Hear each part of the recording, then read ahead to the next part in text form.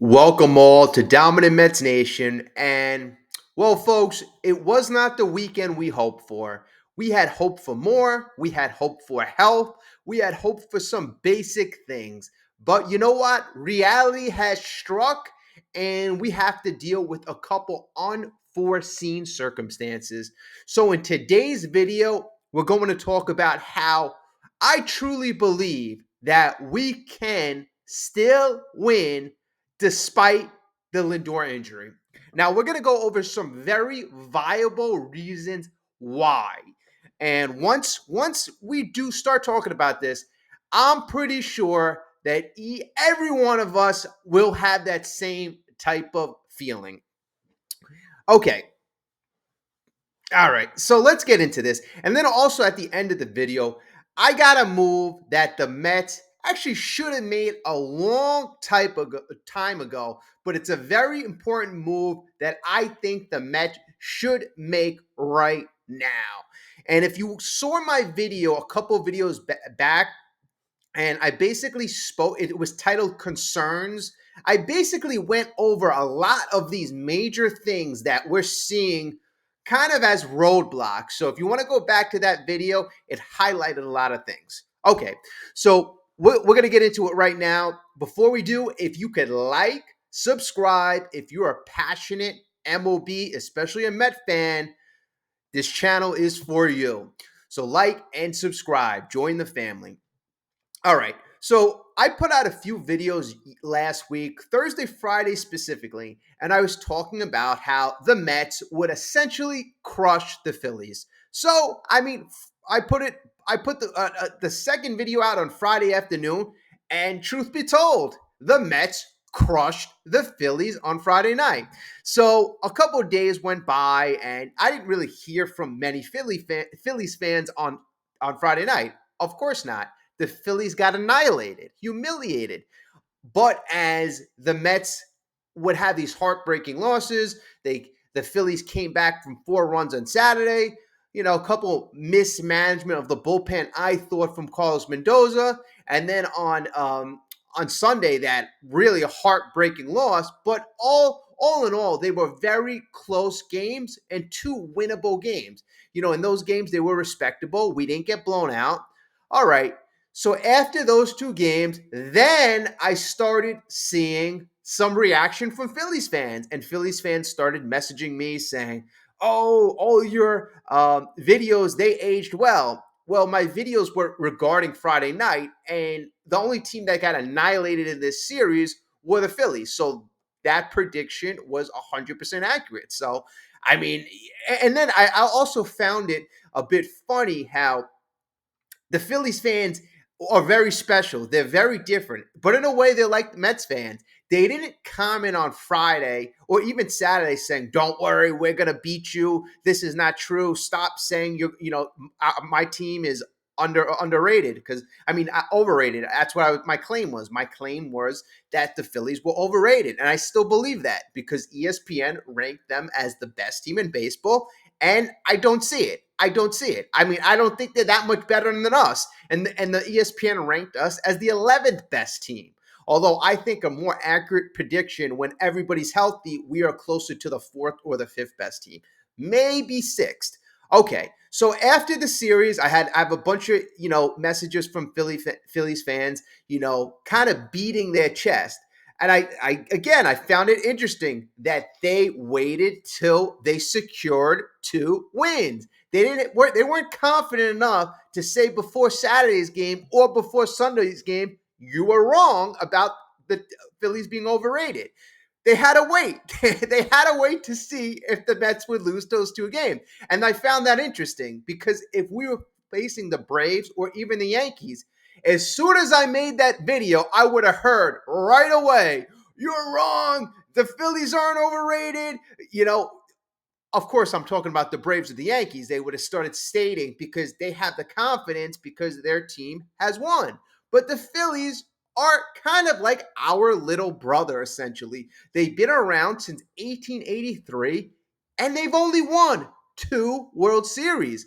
That's not that good. We've been around, a lot less time in early 60s, and we have 2 World Series. So, I just found that, the unconfident, unsure Phillies fan comparing them to a Braves and comparing them to a Yankees fan who, regardless of how bad their team is, we're better than you, this and that. They always have confidence in their team. A lot of times it's ego and it's confidence, and it's not backed up by fact, but that's besides the point. Okay, we have a chance to redeem ourselves against the Phillies, and my read on the situation is we wholeheartedly will. Those 2 games that we lost, we should have won. And when I tell you later in the video these moves we should be making, that'll help us secure a series like the Philly series. Okay, so number one, our topic, our focus of the video: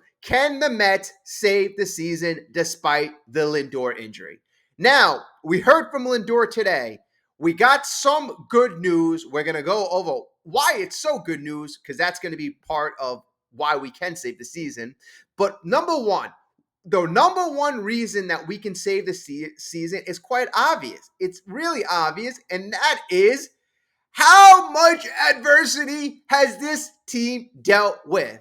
How many times this whole year we were told we were out of it? In fact, we'll go back to before this season even started.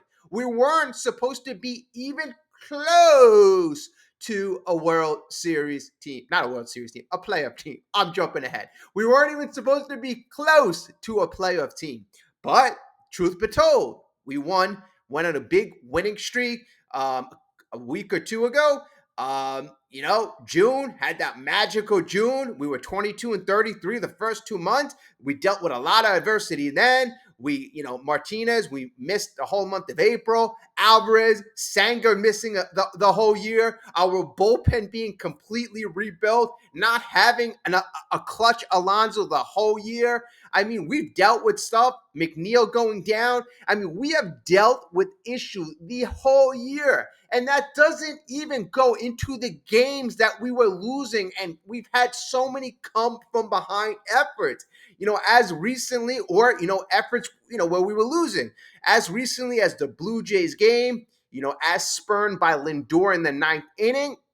We've had so many miraculous wins. Never say die. And that is one of the biggest reasons. I do not expect this team to quit. They have no quit in them. Facing the Nationals is a good ramp until we get Lindor back. So that is the biggest thing. The biggest thing is this team has dealt with adversity and has overcome adversity. That is reason number one. Reason number two why we will overcome this Lindor situation is the culture has changed. Now, I've seen on the message board, season over, it's done, we're finished. Of course, I knew we're going to look to 2025. Everybody saw this coming, but I'll tell you why. This is a different culture. Number one, we have been overcoming the lack of performance by our superstar all year. Not Francisco Lindor, Mr. Pete Alonso. He has failed over and over and over and over and over. And tack on about 1,000 extra overs. Yet we have overcome his problems. We have overcome his problems. So, and that's because of culture. Then you go to guys like Iglesias. Iglesias is, he's going to, guys like Iglesias who provide that good clubhouse, that add to the good culture. Winker adds to the good culture. Vientos, we have a whole new culture here. Mendoza's got positives and weaknesses, but he helps. One of his biggest strengths is he adds to this team element, this team culture, this team vibe, positivity. That's what Mendoza does best. His in-game management, that might be a weakness, but we're going positives here. So the culture, I believe, We'll see guys step up. Acuna the other day, everybody, I heard positive feedback about him, but I also heard the negative. He's not proven. He's a young guy. We're not sure we're putting him in the right situation. I don't know if it's going to stunt his growth. And I'm tired of don't bring the young guys up because it's going to stunt their growth. What, they're not made out of paper mache. These are class athletes. These are well-tuned athletes, and they aren't brittle. And if they are that mentally, brittle, then they're not going to go far with their careers anyway. So I don't really believe in don't bring up the guy, don't expose him to a situation like this. September baseball. This is very in the middle of a playoff run. So this is a very good experience, not a bad experience, a good experience. And based on the culture, I can understand if you're putting them in a bad spot like last year, a dumpster fire, a bad culture. And Pete Alonso was a part of that culture. Okay, so the culture is reason number 2, led by players like Iglesias, Winker, and the rest of the squad, Mendoza, Stearns. Different from years past. So number 2 reason why we will overcome this LINDOR situation is culture. Now, number 3 reason why we will overcome this injury is 2 reasons. Culture, the guys will come together, and I believe we're gonna do it for Lindor. We're gonna hold down. But remember when Senga was, he was coming back, and we had that June run, we had that July run. I believe that Senga coming back really gave the team hope. Really, it gave them almost like a carrot. Like, guys, we have to play at a high level, and then at the end of July, we're going to be getting Senga back. And if everybody remembers, that Friday night, Senga got hurt. We were playing the Braves. We were actually passing the Braves. Imagine if Senga didn't get hurt. I think this whole season would have been different, because right after Senga got hurt, Saturday and the next Sunday, we lost. We actually went on a bit of a slide. Those next 2 weeks, we struggled. I believe we played under 500. And I think it was a loss of momentum because of the fact that we lost a guy that we were hoping to get, Senga, our ace. In this situation, it looks like we dodged a bullet. It looks like, I was holding my breath. It looks like the MRI came back, no structural damage. It's a day-to-day situation. So the carrot that we just have to hold it down for a limited amount of games, and you're playing the Nationals, I think that'll give the guys enough motivation to do it for Lindor, knowing he's coming back. If it was a more serious injury, I would have a whole different feeling about this. But that is one of the biggest reasons why I think we will save this season, because Lindor isn't seriously hurt. It's a day-to-day situation here, and the guys know it. The guys know it. So Alonso has to step up. Nimmo has to step up. Martinez has to step up. Alvarez has to step up. Winker has to step up. Iglesias has to step up. And the list goes on and on and on. And it'll be fun to watch, Acuna step up, and, Luis Angel Acuna. It'll be fun to watch him. It'll be fun to watch him in these very important games. Okay, so that's my quick 3-step analysis. Number 1, we've dealt with adversity and we've overcome adversity. Number 2, our culture. And number 3, the fact that Lindor doesn't have a serious injuries are all 3 very important reasons. And I wanted to be specific. I didn't want to be, like the lineup hasn't been hitting and the lineup's going to hit. No, I wanted to be very specific. 3 logical reasons why we will overcome this hopefully very short Lindor injury. Okay, now I have on the screen, Mets must make this one move right now. What does that mean? What move must they make, right? I mean, they can't make any trades. Okay, so if you looked at my concern video, and I'll tell you all the concerns right now. My concerns were Mendoza's managing down the stretch. He's a rookie manager. That's a bit obvious. His in-game decision-making has been a problem. My number two concern was Alonso. Him being the cleanup hitter and him striking out so much, him, not being productive, leaving men on base, him being in the middle of the lineup, rally killer. That's a concern number two. Now, concern number three, and this is what comes up to the move. This is what connects to the move that I want to make, is the back end of the bullpen.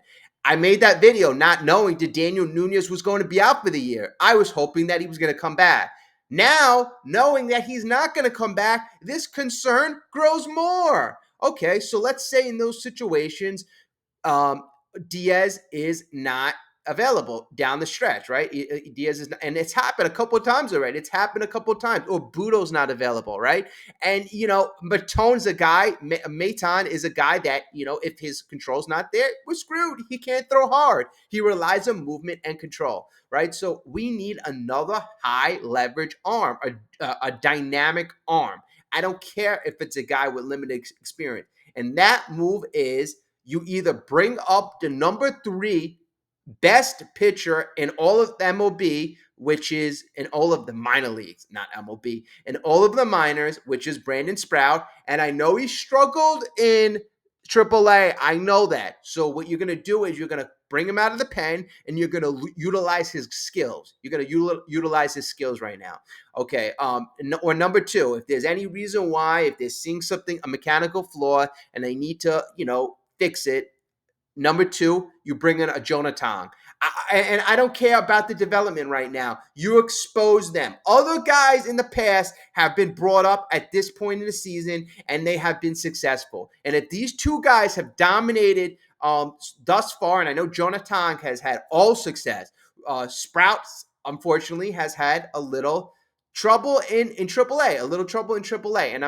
And I don't know exactly what that has been. So if there's a reason I'm unaware of, but I do know he has a live arm. I do know he's got very talented pitchers. I know that the scouts rank him, very, very highly. So he's got stuff. He's got stuff you can utilize out of that pen.